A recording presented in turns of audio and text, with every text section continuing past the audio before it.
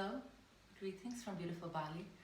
Today I will be sharing with you a yoga posture called Ardha Matsyendrāsana, also known as the spinal twist. But it's not really the literal translation in Sanskrit. This is just what we call the posture. There's a very beautiful story actually behind the name of the posture. So Ardha is Sanskrit for half, Matsyendra is the lord of the fishes, and asana is posture. It's the posture of the half posture of the lord of the fishes. Half because actually the full posture is called Paripurna Matsyendrāsana, and it's a lot more difficult and so not as easily accessible. So Ardha Matsyendrāsana, it's more popular. The legend behind Matsyendra is that he was born under an inauspicious star, and this caused his parents to throw him in the river, where he was eaten by a fish. And then in being in this fish, he would overhear stories of Shiva telling Parvati about yoga and teaching her about yoga techniques. So he got to hear these teachings. And according to the legend, this later led him to be one of the co-creators of Hatha Yoga. Okay, so yes, with this being said, as I mentioned earlier in the video, it's a spinal twist. Twists that we do with the spine are actually very important for keeping our spine healthy. And the health of our spine is very important for our overall health. I noticed I've done many videos with some back bends, forward bends, but this is the first video I'm making about a spinal twist. Now, just to mention a few contraindications for practicing this posture: if you have a stomach ulcer, if you have a hernia, or if you have hyperthyroidism, it's best that you consult your physician before practicing this posture. Also, if you're pregnant, especially in the later stages, it's better that you don't perform this posture. And one more thing to mention before showing you how to practice this posture is that because of the position of the neck, this pose is actually activating Vishuddha chakra, so the throat chakra, and it's a polar asana, meaning that you do it on one side first and then on the other side. And because of this, you activate first the yin aspect, so the passive receptive aspect of Vishuddha chakra, and then the yang aspect, so the more active and emissive aspect. Yes, so we begin with the left side, and this is because it's like the idea of receiving first before being able to give. In some traditions, they practice first the right side and then the left side, so that can change. There's no wrong or right, I'm just explaining why I practice it in this way. Okay, so let's begin. I'll show you also the few variations. So, to begin, the left side, you begin first by putting the left leg in front of you so that the leg is right in front of you, so not like so or so, but the knee right in front of you. Then you place the right leg and you place the right ankle next to the left knee. Then you can place the hand behind you on the ground, ideally behind your back.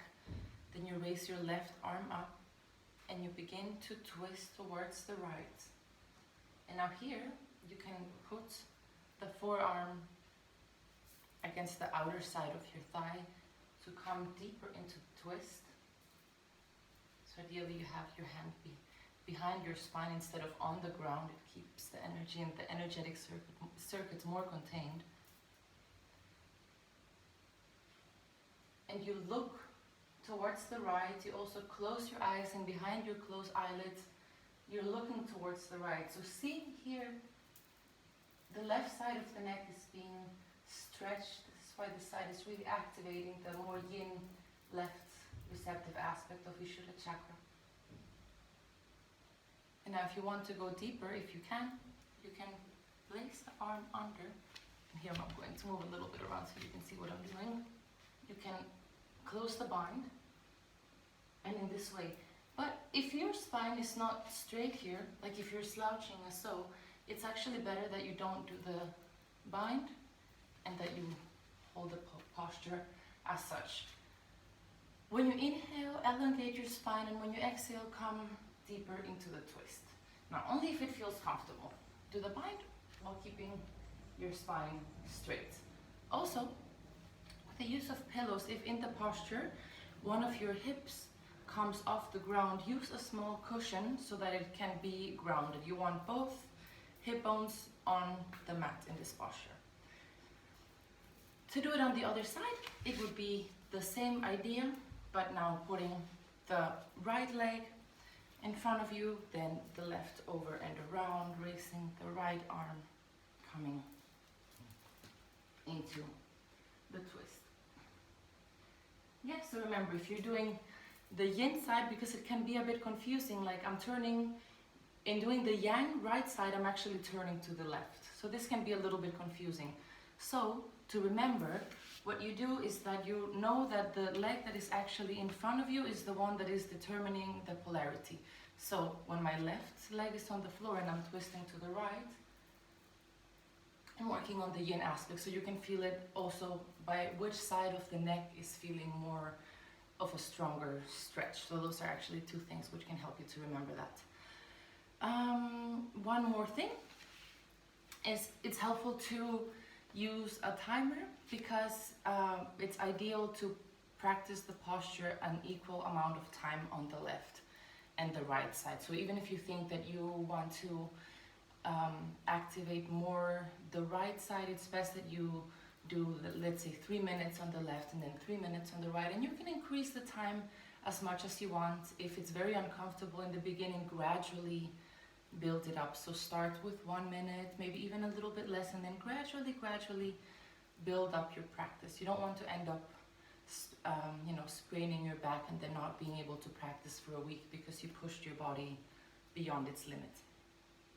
And yes, so just do whatever you can. Use pillows. You don't need to go into the bind. Just do it in a gentle way.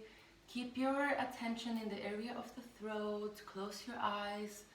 Try to get in a relaxed state of mind and let the effects take place. When you come out of the posture, you simply come back to center, feel the effects, and then from there you can continue with your practice, or perhaps you are only wanting to practice one yoga posture per day. It's completely, of course, up to you. So many different things that we can do in yoga. So yes, this was Ardha Matsyendrāsana today for you. I hope that you enjoy this practice. I hope you have a beautiful day. May you be well, may you be healthy, may you be happy, and may you be free. Namaste.